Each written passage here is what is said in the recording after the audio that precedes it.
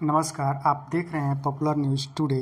नेता जीवनी के इस खास सीरीज में एक बार आपका फिर से स्वागत है। आज हम लेकर आए हैं एक ऐसी शख्सियत की पूरी कहानी जो साधु भी है, रणनीतिकार भी है और उत्तर प्रदेश जैसे विशाल राज्य का सबसे लंबे समय तक सेवा देने वाला मुख्यमंत्री भी है। यह कहानी है योगी आदित्यनाथ की, एक ऐसा नाम जो भारतीय राजनीति और हिंदू धार्मिक परंपरा दोनों में समान रूप से प्रभावशाली है। उत्तराखंड के पौड़ी गढ़वाल जिले के यमकेश्वर तहसील के पंचूर गांव में 5 जून 1972 को जन्मे योगी आदित्यनाथ का मूल नाम अजय सिंह बिष्ट था। वे एक गढ़वाली क्षत्रिय परिवार से आते हैं।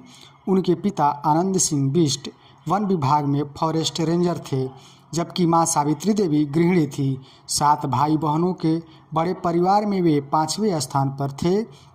बचपन से ही अनुशासन और सादगी उनके जीवन का हिस्सा रही, जिसने आगे चलकर उनके व्यक्तित्व को मजबूत आधार दिया। 20 अप्रैल 2020 को उनके पिता का निधन हुआ, जो उनके जीवन का एक भावनात्मक क्षण रहा।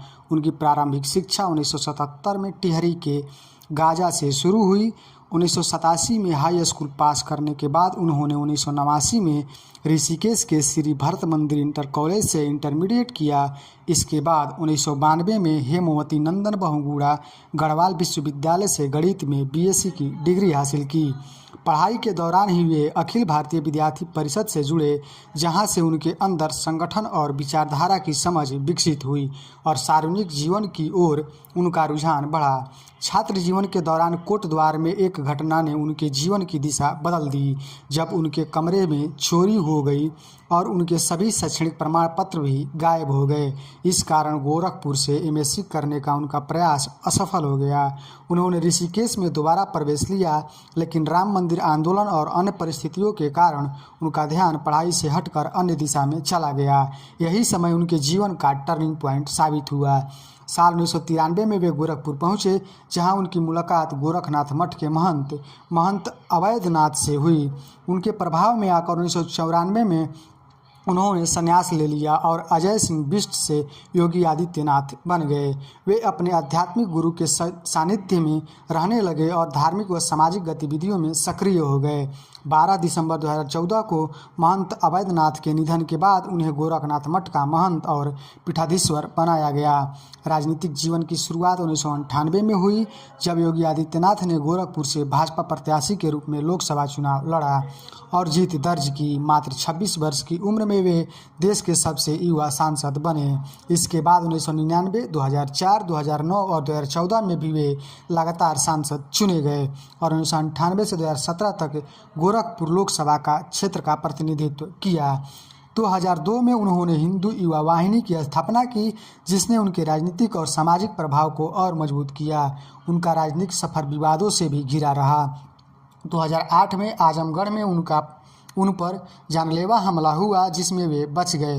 गोरखपुर दंगों के दौरान उन्हें गिरफ्तार किया गया, जब उन्होंने कर्फ्यू हटाने की मांग की और हजारों समर्थकों के साथ गिरफ्तारी दी। उनके खिलाफ विभिन्न धाराओं में मामला दर्ज हुआ। उनकी गिरफ्तारी के बाद हालात और बिगड़ गए और कई जिलों में हिंसा फैल गई। 2005 में धर्मांतरण और घर वापसी को लेकर भी वे चर्चा में रहे, जब कथित तौर पर 1800 लोगों को हिंदू धर्म में शामिल कराया। साल 2017 में उनके राजनीतिक जीवन का सबसे बड़ा मोड़ साबित हुआ, जब उत्तर प्रदेश विधानसभा चुनाव में भाजपा को बहुमत मिला और 19 मार्च 2017 को योगी आदित्यनाथ ने मुख्यमंत्री पद की शपथ ली।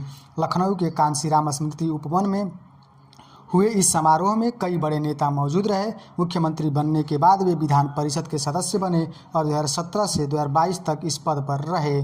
बाद में उन्होंने विधान परिषद से इस्तीफा देकर विधानसभा की राजनीति में प्रवेश किया। 2022 में वे गोरखपुर शहरी सीट से विधायक चुने गए और दूसरी बार मुख्यमंत्री बने। इसके साथ ही वे उत्तर प्रदेश के सबसे लंबे समय तक सेवा देने वाले मुख्यमंत्री बन गए, जिन्होंने संपूर्णानंद का रिकॉर्ड तोड़ दिया। आज योगी आदित्यनाथ का एक साथ गोरखनाथ मठ के महंत, हिंदू युवा वाहिनी के संस्थापक और एक प्रभावशाली राजनीतिक नेता के रूप में जाने जाते हैं।